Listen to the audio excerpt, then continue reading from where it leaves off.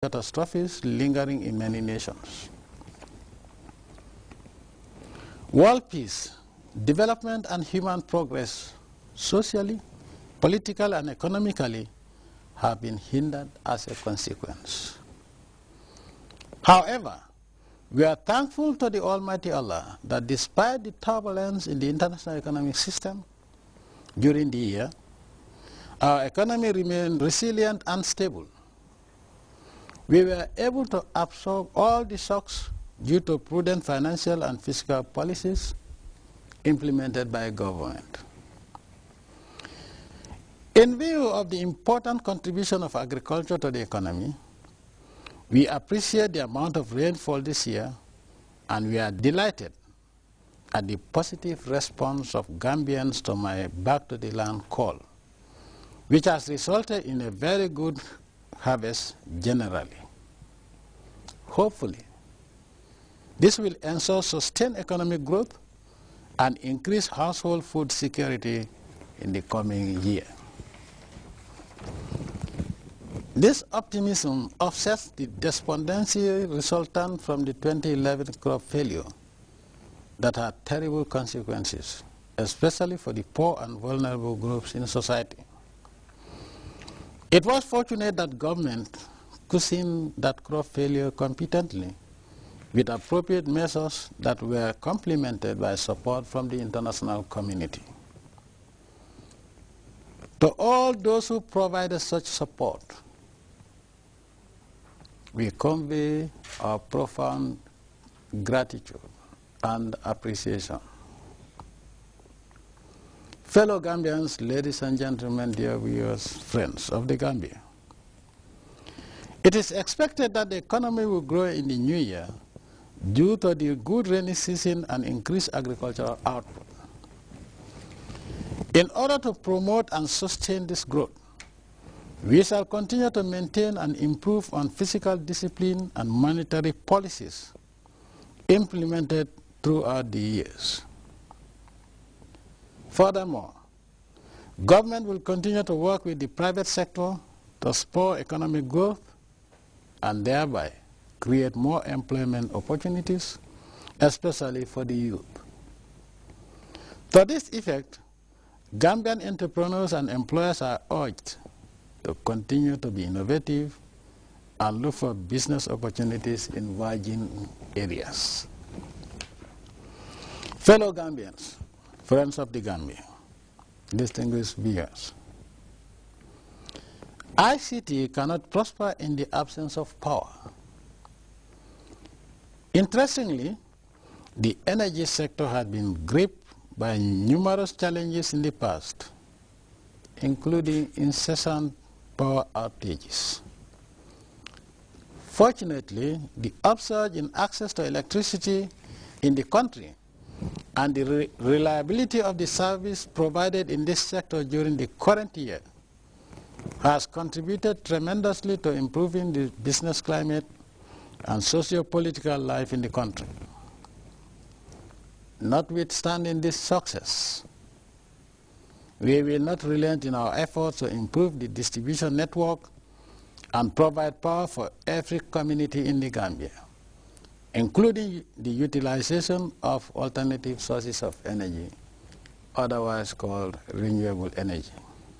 One of other events of the year 2012 witnessed the execution of convicted murderers based on the provisions of the Constitution and laws of the Gambia. Such necessary action, despite being constitutional, were misconstrued outside the Gambia and hypocritically blown out of proportion unnecessarily. In fostering peace and stability in the Gambia, my government will never compromise with criminals whose main intention is to stall our progress. When we carried out those executions, we acted within the confines of our national laws and in accordance with our commitment to the rule of law. As a nation, we denounce violence in all its forms, and my government will always maintain zero tolerance for violence, anarchy, murder, rape, drugs, corruption, and sadistic criminals disguised in any religion to slaughter innocent people under the name of any cult. I call it cult because none of the main religions of the Almighty Allah's prophets enjoined any act of violence and mass murder in pursuit of establishing or expanding such a religion. Fellow Gambians, friends of the Gambia, dear viewers, as we strive to maintain a healthy nation, we will work hard to educate the nation. Linked to this, it is worth mentioning that the education sector continues to be a source of pride for us and a catalyst for attaining economic superpower status we are fervently working towards.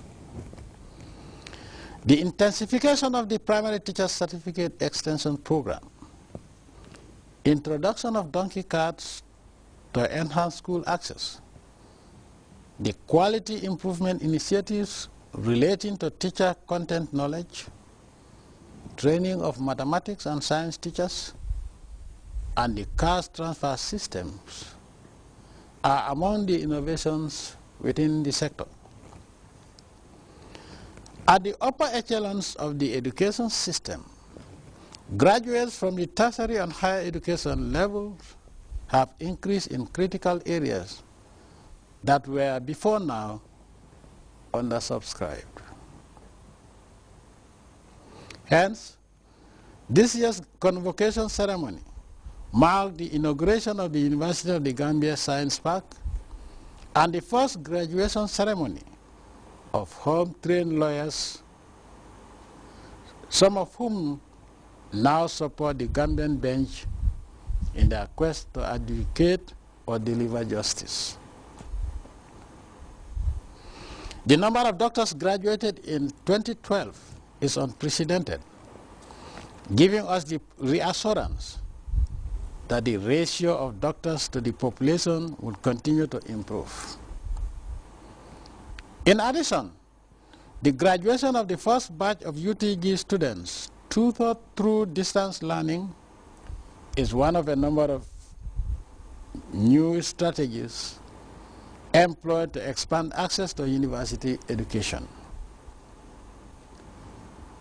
Happily also, much of the preparatory work leading to the civil works for the UTG campus in Farababanta has been done, and construction will begin in 2013, inshallah. Fellow Gambians, friends and well-wishers of the Gambia, distinguished viewers, ladies and gentlemen, the declaration of 2012 as Year of Science, Technology and Innovation, or STI, prompted nationwide activities that range from radio and television sensitization programs, discussions, essay competitions, parades and exhibitions to the organization of the first National Science, Technology and Innovation Exhibition and Conference, which was held recently. For the successful commemoration of the year, we thank the STI Ministerial Committee under the chairmanship of the Minister for Higher Education, Research, Science and Technology, supported by the STI National Technical Committee. I have followed the celebrations in the various regions and municipalities, and I thank all mayors and governors for their cooperation with the Ministerial Committee. In the year ahead, all sectors should cooperate to implement the strategies developed to harness science, technology and innovation for the rapid and